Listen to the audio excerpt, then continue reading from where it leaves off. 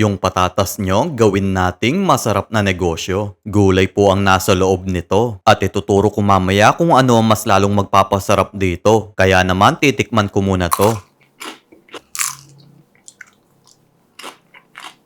Balatan muna natin yung patatas.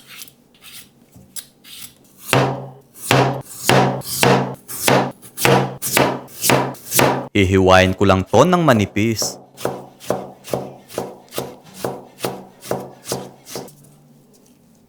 Ibabad muna natin sa tubig.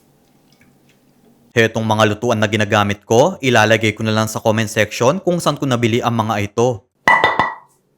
Next, maggisa tayo ng sibuyas.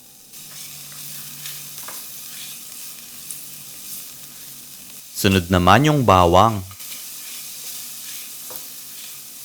Isang pirasong karot. Patatas. At isang kutsarang liquid seasoning. Ito ang magpapasarap sa potato stick natin. Hindi na rin kailangan maglagay ng asin.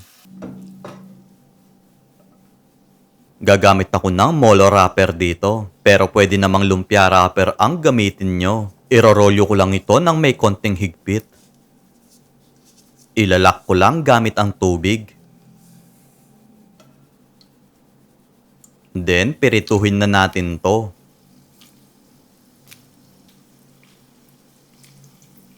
Kailangan mahina lang ang apoy nyo para hindi agad masunog ito. Baligtarin natin para yung kabilang side maluto din.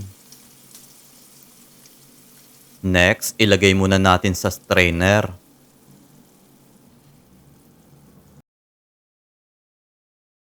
So, mag-plating na tayo. Tomato ketchup ang sausawan ko kasi mas bagay ang lasa nito dito. Kaya kung gusto mo pang makapanood ng mga recipe na tulad nito, mag-follow lang kayo kay Lokong Kusinero para ma-update kayo sa mga susunod na video.